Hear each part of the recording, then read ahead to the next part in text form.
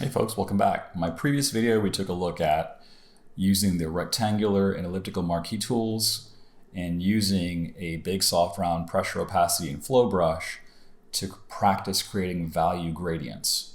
So this time around, we're actually going to apply that to a spherical object. So what I'm going to start off by doing is I'm actually going to sketch out my grid, and I'm moving through this process a little bit faster. If you want a little bit more insight into what I'm doing, watch the earlier vids. I'm going to go ahead and create my grid. I'm finding my midpoints. I'm going to make sure that the grid is on its own layer. I'll make a new layer, and I'm going to have some kind of a spherical shape. I'll denote its contours, and I'll just move this somewhere into position like so. So what we're going to talk about now is light sources. Without light, we can't resolve or see anything. And I'm sure you can attest, based upon your own observation, that wherever the light directly hits will be the brightest. The area where the light cannot directly travel to will be the darkest. So we're going to establish a light source, and we're going to keep this very, very simple. We're going to say that the light source is essentially some kind of a conical shape with a little bulb inside of it. And the way I've rendered this appears to be somewhat facing towards the viewer. Not exactly, it's kind of at an angle, but it's casting in such a way that the area that's directly going to receive that light will be the brightest. So this region right here, this edge towards, in this general area where my mouse is actually moving. Now the area that's not going to receive that direct light is going to be towards the back of the sphere because it's facing away from the light source. And so what we're going to do this time around is we're going to look at the attached shadow, a believable way of rendering an attached shadow. It's not scientifically accurate or anything, but this is just enough to where it gives you something as an intermediate artist to practice, and you can start to refine this as your technique gets better. So the way we're going to do this is we've got our light source, we've got our grid, we've got our sphere. These are all on separate layers. Now that we have this visual, we want to make a selection of the sphere so that we can start to shade it.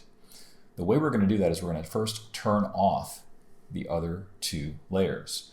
We want to verify that our sphere is fully enclosed. There's no gaps. If there's a gap, this technique that I'm showing you may not work. And then we're going to use the magic wand tool. We're going to set the magic wand tool. I've got 50 for the tolerance, and I've got anti-alias, contiguous, and sample all layers checked. These are just kind of the default values. I always leave that always checked. I don't really have a need to not have the magic wand tool without those three settings checked. So I'll click outside of the sphere. This selects the area outside of the sphere to the end of the canvas, and I'm going to inverse the selection. I'll just show you where that is in the menu. Select inverse, but you can also use Shift Command I. And I'm making sure that I'm on my own blank layer. Now if I use my brush, and I'll go back and I'll pick my soft round pressure, opacity, flow brush, and I'll set the opacity to 50%. I'll set the flow to 100%. Again, these are going to vary depending upon how you interact with your tablet. I'll use a brush that's just a little bit bigger than the actual sphere itself. I'll bring back the light source just to remind myself where the light needs to be casting from.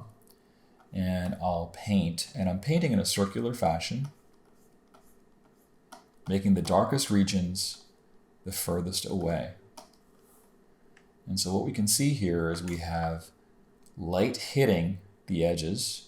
And as we start to go around the contours, it gets progressively darker. So this is one method you can use. The basic principle is that the area that is the opposite of the light will be the darkest. Now you're going to have some, light bending around or reflecting from the ground. That's another subject for another day. This is just to keep it simple, to keep something manageable. You can always add to that knowledge without getting overwhelmed. But understanding this concept here is really, really important. Okay, if you want to, it may not be a bad idea to save this shader brush if you haven't already done so. I do that through my tool presets. I'll just call this shader. I'll include the color. Color, by the way, is black. And I'll just click OK. And it shows up down here. So now we've rendered the attached shadow. That's the shadow that's on the object itself. What about the cast shadow? Well, let's make a new layer. And then we'll switch back to our sketch brush. The cast shadow will be the shadow that is on the surface.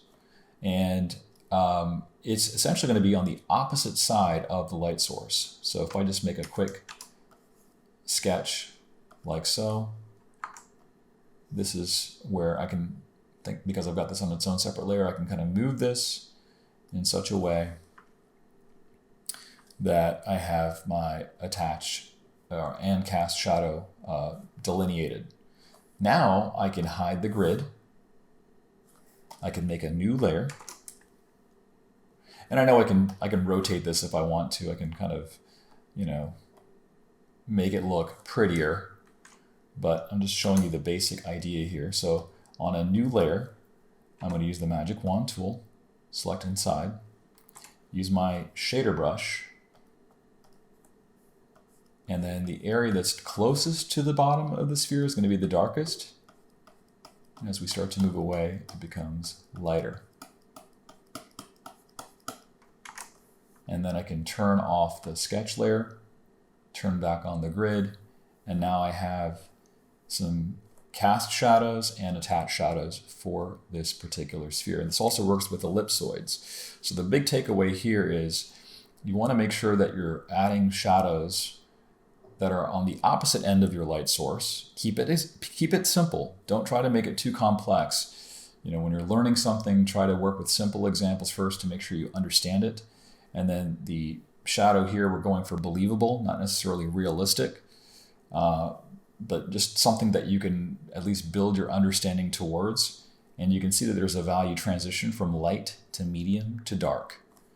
And then this will also have, as we start to get away from the bottom part of the sphere, we start to see that some of that reflected light from the surface is starting to have an impact. It's not just a solid black shade. It's like there's a little bit of a transition between dark to medium to light. We still see that nice angle around it. So in the next video, we're going to look at how do we, you know, shade with cones and tapered cylinders and cylinders. They're all very similar, so we're going to lump those together in one video, and then we'll talk about how do you shade a cube. So stick around. We'll talk about that next time around. See you then.